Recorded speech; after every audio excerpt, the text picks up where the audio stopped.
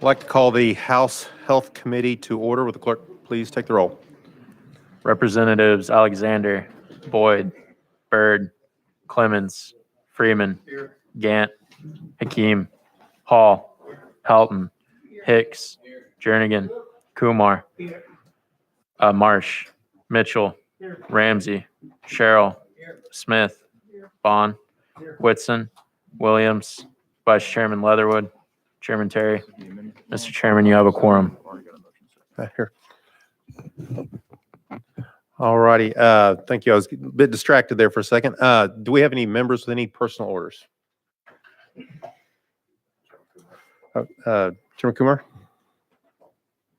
Thank you, Mr. Chairman. Members, just to clarify matters a bit, I spoke without knowledge the last time when I claimed that I was no longer a member of the TMA. It turns out, as I closed my practice, I didn't pay their dues, so I assumed I was not a member, but it turns out they make you member if you're retired forever without dues. So I am a member, and I'm happy to be there. All right. Thank you. Thank you, Mr. Chairman. All right. Thank you. All right. Any further? Okay. Seeing none, we've got a pretty good calendar here. We are on item number 1, House Bill 666. Chairman Wendell. Okay. We have that bill is currently in the posture in that we have adopted Amendment 4568, and we were on Amendment 5517. It had a motion and a second, and that was Chairman Kumar's amendment. So that's the posture of the bill. There is another amendment that has been filed. So I guess the question to Chairman Kumar, would you want to withdraw your that amendment 5517, or you're recognized? Thank you, Mr. Chairman. I don't have a copy of it. I can, if you will.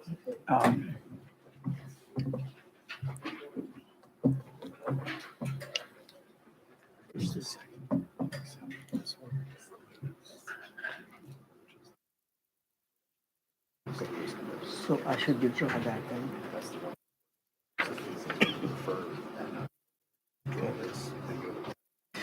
Thank you for your patience, Mr. Chairman. I move to withdraw. Okay, so without objection, amendment number 5517 has been withdrawn.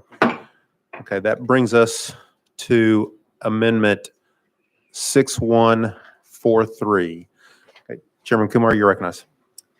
Thank you, Mr. Chairman and members. This removes the language that was a concern that the physician is counseling a patient about use of cannabis products, and the physician should not do that because it is a Schedule I substance. And having removed that, the rest of the amendment still states that... Let me interrupt you for a second. Can I get a motion? Okay, you have a motion and a second. Okay, now we're... The rest of the amendment still states that the person does have quadriplegia and they suffered that injury during service to our country, and that they have tried the lawfully available synthetic compounds for this, for the spasms that has been approved by the FDA. With that explanation, I'll be happy to answer any questions. Okay. Chairman Wendell, would you like to respond? First, I want to thank Dr. Kumar for his patience and his hard work. I view this as a friendly amendment, and I appreciate his input. And also, Mr. Chairman, I appreciate your input because you've been very patient with me on this particular piece of legislation. And I want to say publicly, I appreciate both Dr. Kumar and Dr. Terry, and also Darren Jernigan for their assistance. And thank you. Chairman Jernigan, you're recognized. Thank you. On the amendment. You have to show proof that you've tried the synthetic. Is that correct? Chairman. Thank you. Kumar? The physician's letter states so. The letter that is... That we've tried this and it was unsuccessful and now he's eligible for the cannabis. Is that correct? No, physician cannot state that somebody's eligible for cannabis.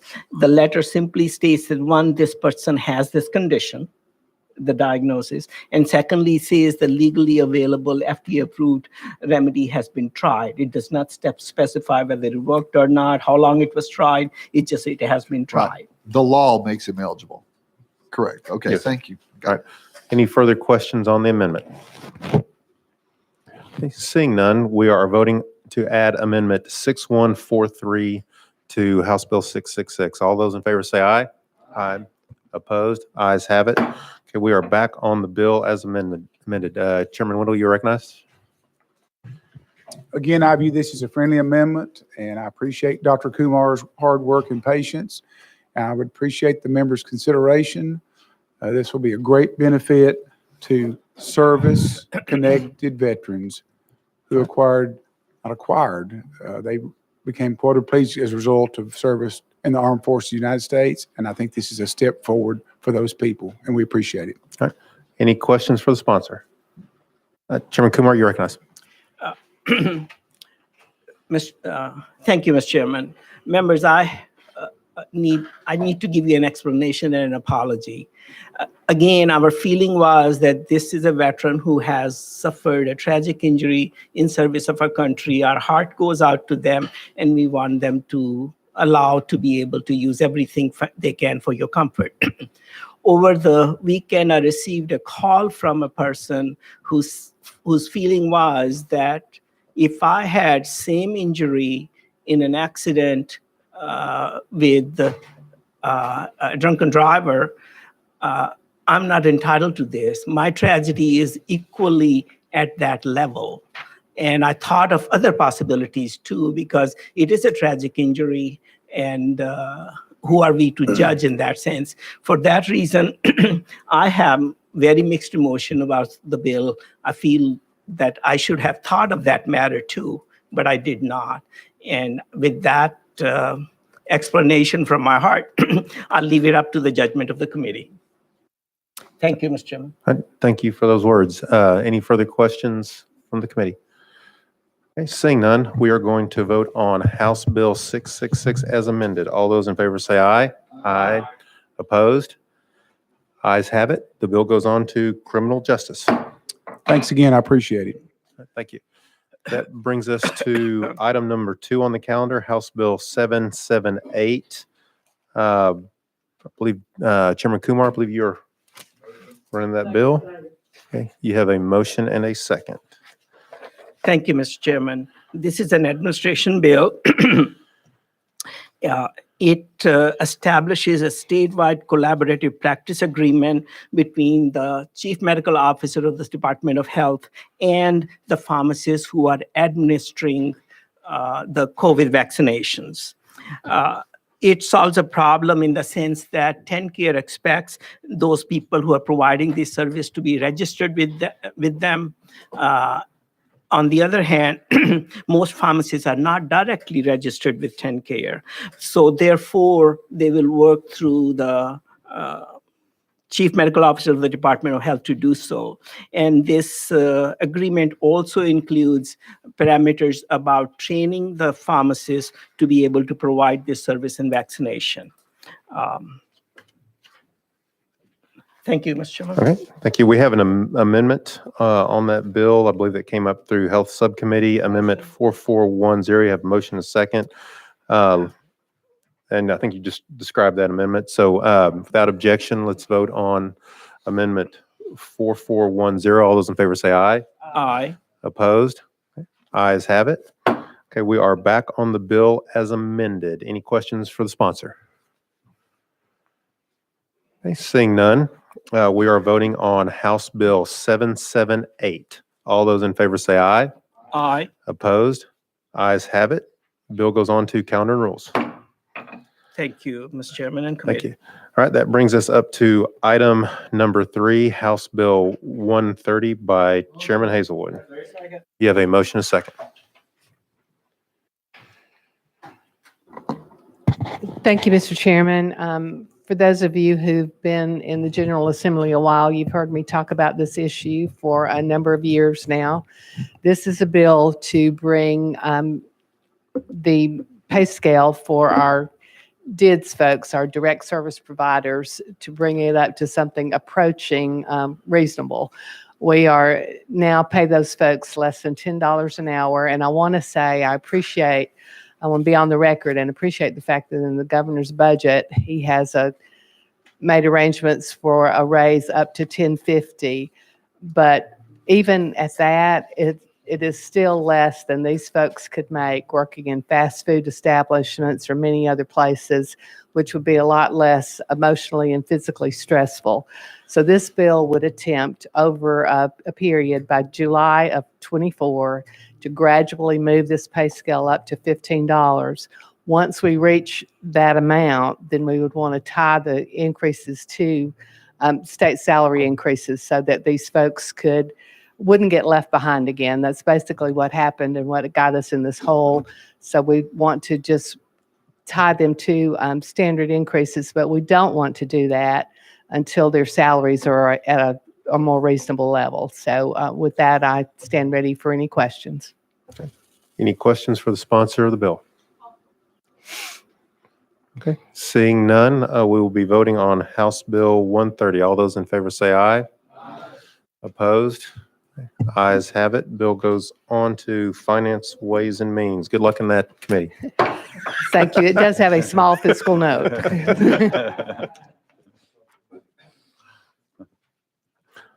All righty. That brings us to item number 4, House Bill 180. Representative Hall, you are recognized. You have a motion and a second. And there is an amendment Yes, on sir. this, I believe. Drafting code 4631, Mr. Chairman. Okay, you have a motion and a second on the amendment. Go ahead and tell us about your legislation. Thank you, Mr. Chairman. House Bill 180 addresses suicide counseling. Any healthcare provider that has a patient within their care that demonstrates inflicting bodily harm or has mentioned suicide, before being discharged, they're required to give them the mental health resources to get counseling after discharge. It doesn't require them to do so. It just provides the resources for them to get help after being discharged. And I'll be glad to answer any questions. Okay, any questions for the sponsor of the amendment? Okay, seeing none, we're going to vote on Amendment 4631. All those in favor say aye. Opposed? Okay, ayes have it. Okay, we are back on House Bill 180 as amended. Any further questions for the sponsor? No further comments, Mr. Okay. Chairman. I renew my motion. See none, we are voting on House Bill 180 as amended. All those in favor say aye. Opposed? Ayes have it. The bill goes on to calendar and rules. All Thank you, Mr. Chairman and committee. right, thank you. That brings us to item number 5, House Bill 750 by Chairman Boyd. Chairman Boyd, you're recognized. You have a motion and a second. Thank you, Mr. Chairman. House Bill 750 would create a chronic weight management task force to study the health implications of chronic weight management and type 2 diabetes. Let's see. Do we have any questions for the sponsor of the bill? Okay, seeing none, we will be voting on House Bill 750. All those in favor say aye. Aye. Opposed? Ayes have it. The bill goes on to government operations. Thank you, Chairman and committee. Thank you. That brings us to item number 6, House Bill 231 by Chairman Vaughn. Chairman Vaughn, you're recognized. You have motion second. Thank you, sir. Thank you, Mr. Chairman. If you'll indulge me and allow me to stay here in my seat. Absolutely. It's funny when I look down the line here and we see all these folks through these windows, it looks like we're all in captivity here. House Bill 231 serves to form a carve-out for home care services under a federal energy employee program, which treats former energy employees for chronic illnesses, primarily from the Oak Ridge laboratory areas. The amendment number is 3799. Okay, so we have an amendment. You have motion second on 3799, okay? So 3799 is the bill. And for the energy workers of the 30s, 40s, and 50s, they were subjected to radiation that they sometimes were unprepared to deal with. And what this does is this a federal program that provides home care services for these folks that worked at Oak Ridge back in the day. And this carves it out to where those providing this service aren't required to get a certificate of need for them. All right, any questions for the sponsor of the amendment? Okay, seeing none, we are voting on amendment 3799. All those in favor say aye. Aye. Opposed? Ayes have it. Okay, we are back on House Bill 231 as amended. Any questions for the sponsor of the bill? Seeing none, we are going to vote on House Bill 231 as amended. All those in favor say aye. Aye. Opposed? Ayes have it. Bill goes on to calendar and rules. All right, that brings us to item number 7, House Bill 1353. Chairman Vaughn, you recognize? You have motion and second.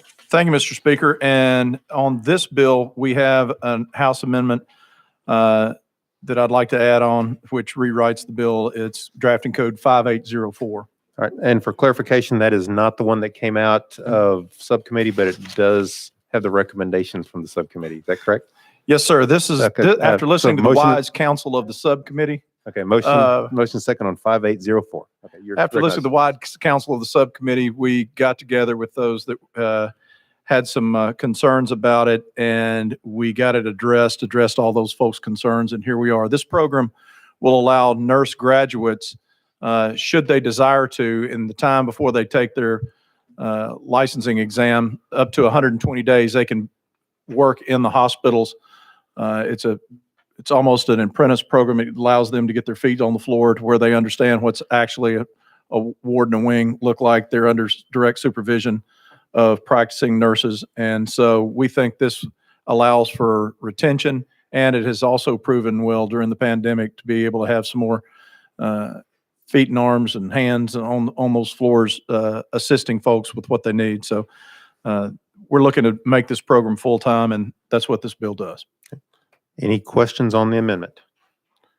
Okay, seeing none, we are voting on amendment 5804. All those in favor say aye. Aye.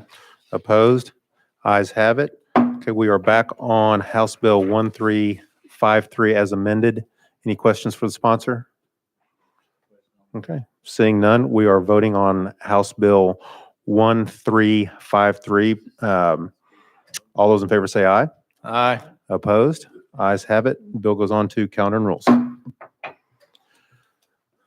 right, that brings us to item number 8, House Joint Resolution 10 by Representative Parkinson.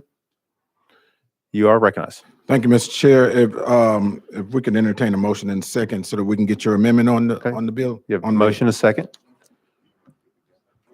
Okay. All right, and we do have an amendment on this. It is 6305, and I will need to pass the gavel. All right. Thank you. And that is a friendly amendment Absolutely. that we Yes. have worked on. This amendment on this resolution, I told the sponsor I'd assist with finding language for the resolution. It recognizes that the AMA adopted a new policy recognizing racism as a public health threat, and that the AMA is committed to collaborating with stakeholders to eliminate racism. It recognizes that the House, we have resolved to join with Tennesseans throughout the great state to continue the fight against racism of all types, and it resolves that we commit ourselves to openly and honestly working to address the negative public health consequences of racism. Any questions of Chairman Hall? Thank you, Mr. Chairman. I move that we send this to summer study. That is a proper motion. It's been moved and seconded.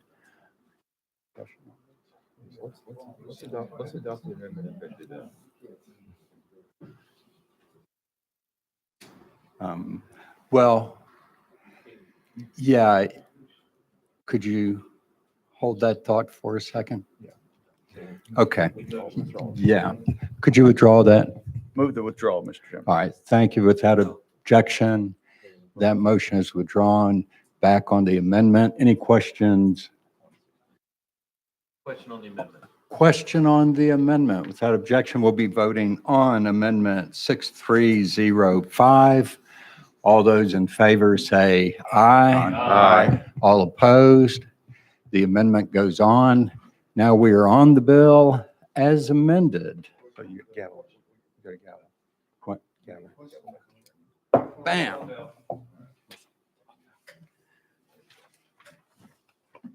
Object to the question. I have not recognized He anybody hadn't for a question recognized on, anybody yet. on the bill. Representative Williams, you are recognized. Do you have any No, comments? there was someone called the question on the bill. The chairman didn't recognize the question, so I Okay. withdraw. Representative Parkinson, you're recognized. Thank you, Mr. Chair, and thank you, committee members, and to the members.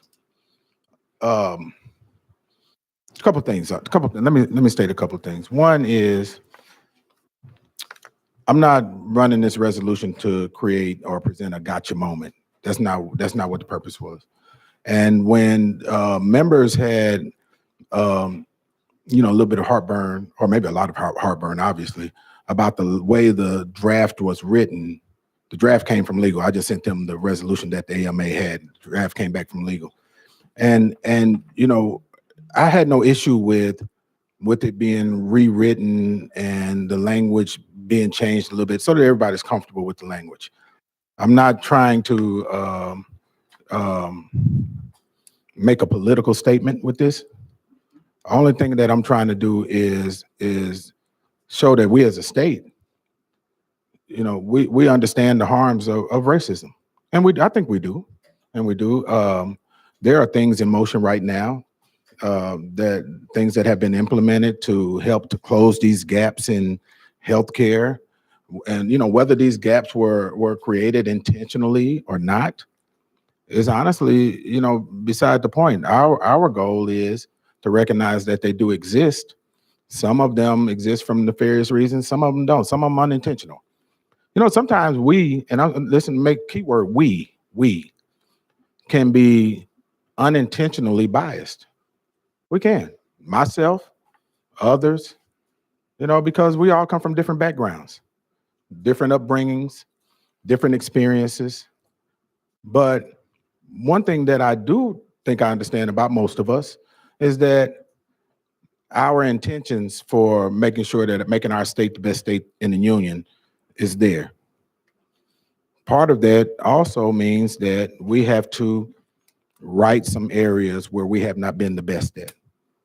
My community, which is predominantly African American, we're number one for stroke, number one for diabetes, heart failure, congestive heart failure, and some other areas, in health. Some of that started and the outcomes have become this way, and it predates all of us in a lot of cases. But we still have to write it.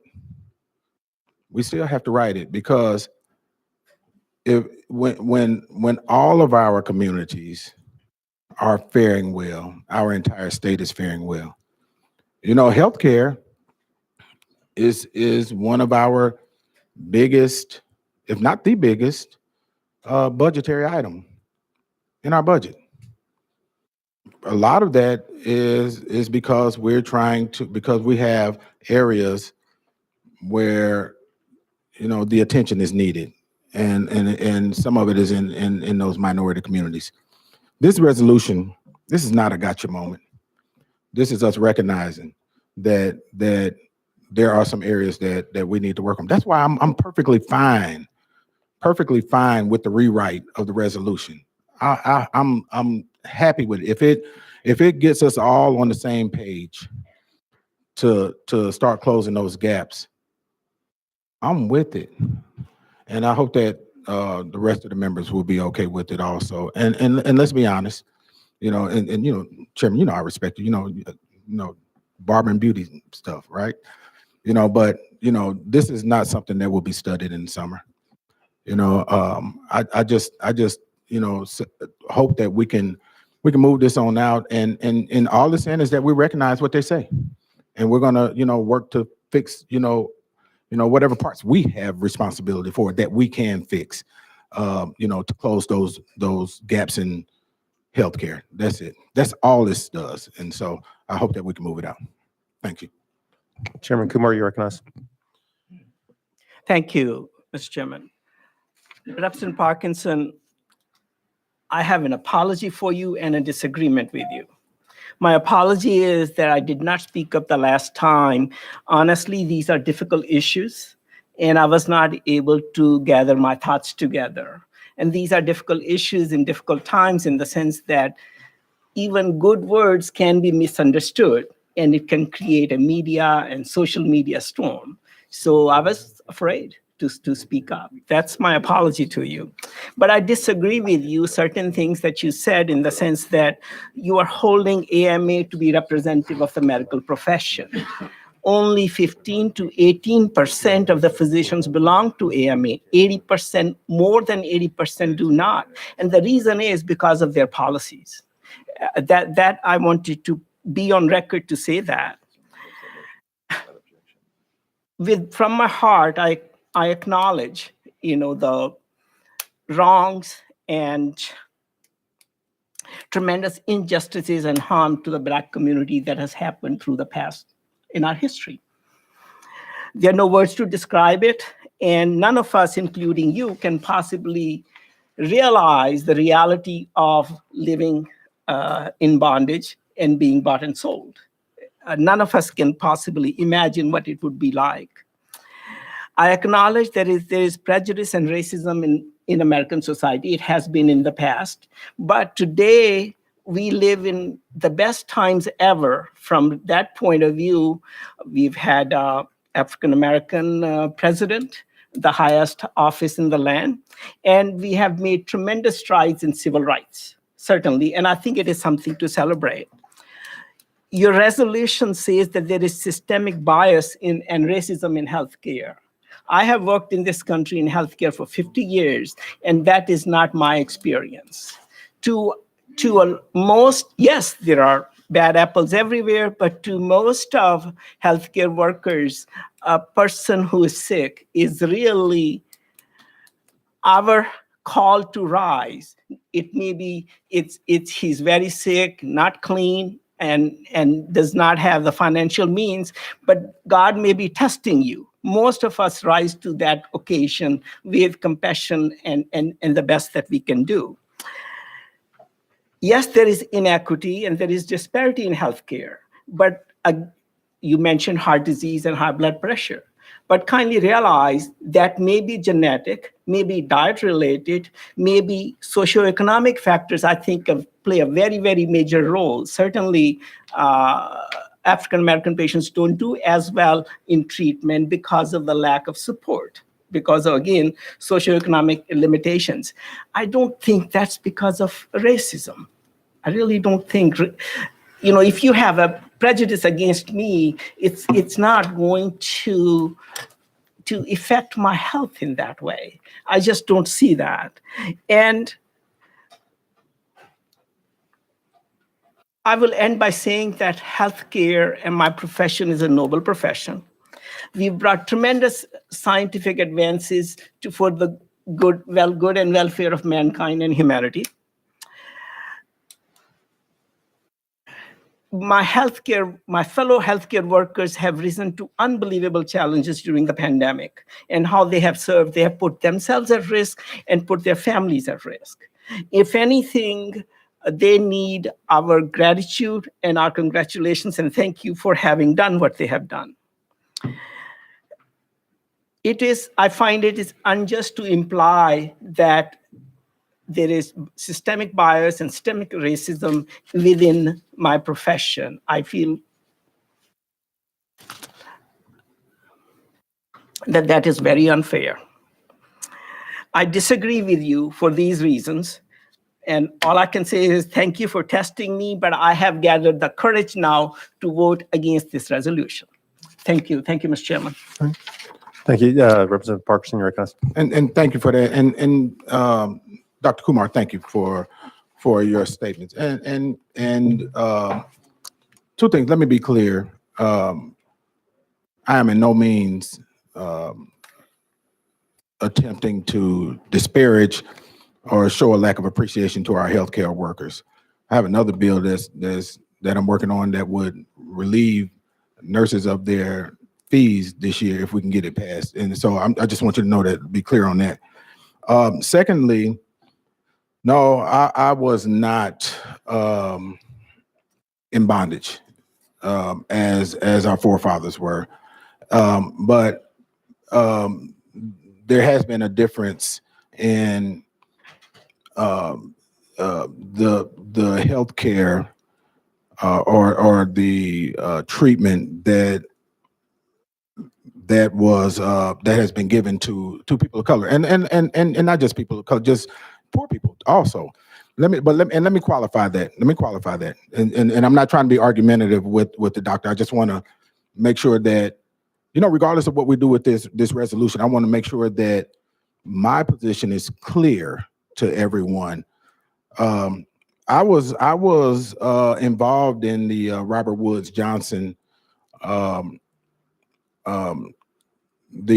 Robert Woods Johnson process for studying health biases and outcomes. My area hospital in my district, Methodist North Hospital, part of the Methodist system, one of the biggest systems in the state of Tennessee, volunteered its facility as one of the 6 hospitals across the state to be tested, to be part of this study. The hospital, Methodist North Hospital, the PSA, the primary service area, is in a predominantly minority community.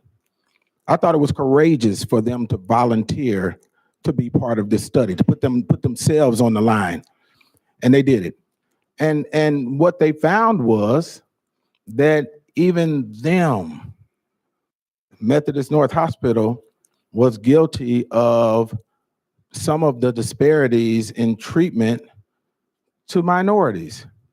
And I applaud them. And the reason I applaud them is because when they found out, they started fixing those things that they found out. Robert Wood Johnson's that foundation is a real incredible foundation in our country.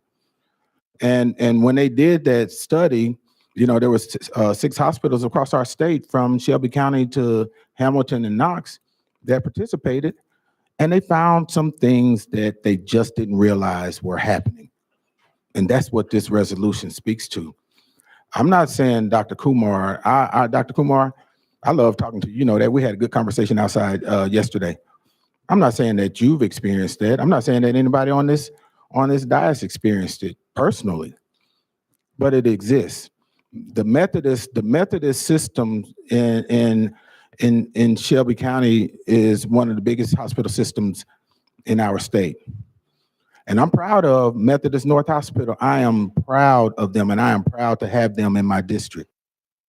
But sometimes there are just things that we don't realize that are happening right up under our noses, and until we see it, we don't.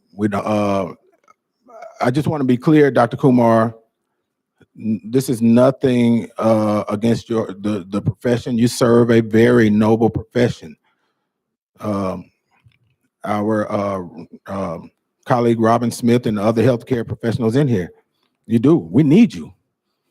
We need you. But if there's a way for us to make it better, then I just think that we should make it better. And I'll leave it up to the committee. I will also want to be clear with this.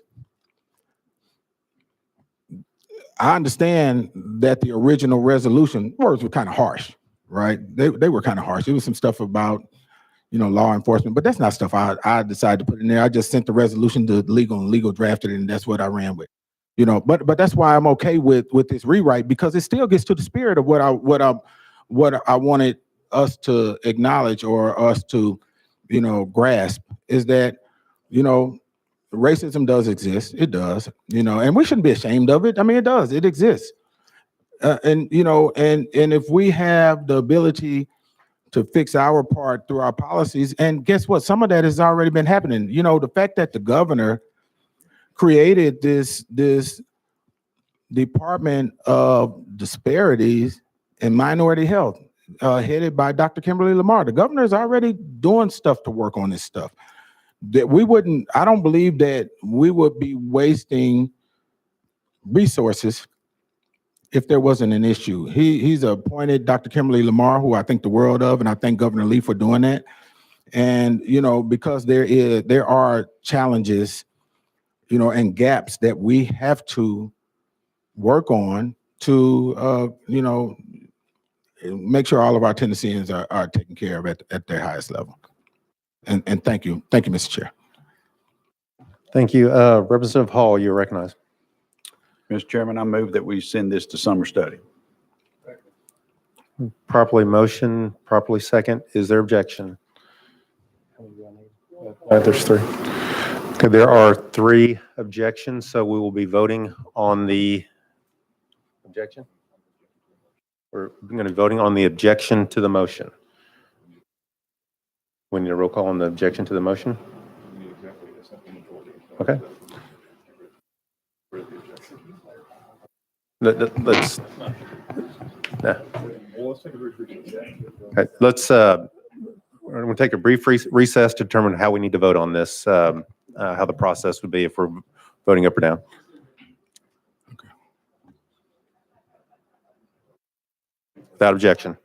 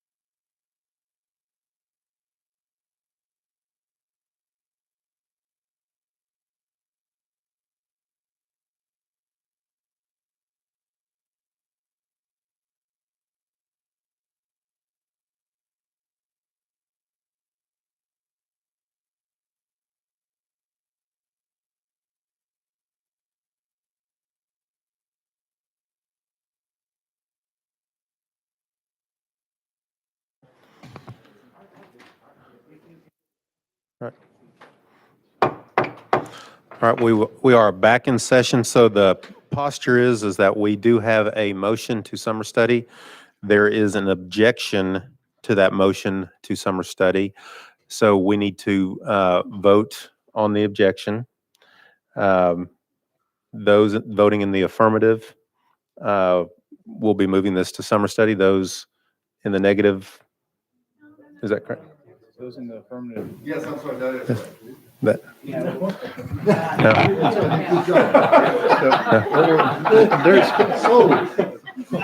So there's no objection.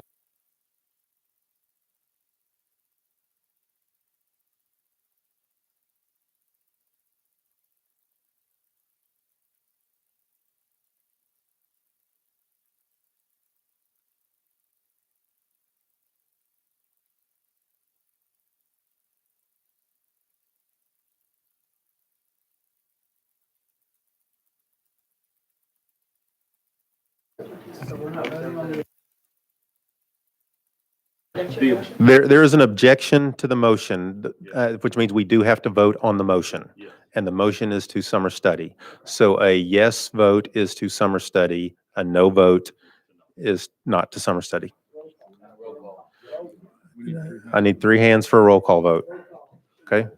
There is a roll call vote for this clerk. Take the roll. Take the vote.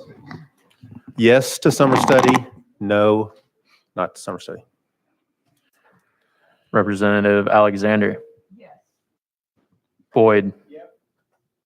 Clemens. No. Freeman. Gant. Hakeem. Hall. Helton. Hicks. Jernigan. Kumar. Leatherwood. Marsh. Mitchell. Ramsey. Cheryl. Smith. Vaughn. Whitson. Williams. Vice Chair or Chairman Terry.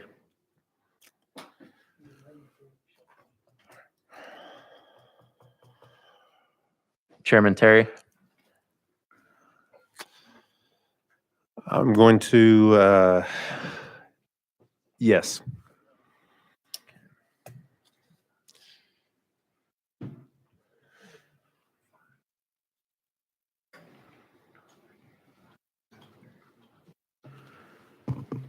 Mr. Chairman, you've got 13 ayes, 5 noes, 1 abstaining. All right, the ayes have it. The bill goes, or the resolution goes to summer study. Thank you, Mr. Chair, and thank you, committee. Seeing no further business before us, we are adjourned.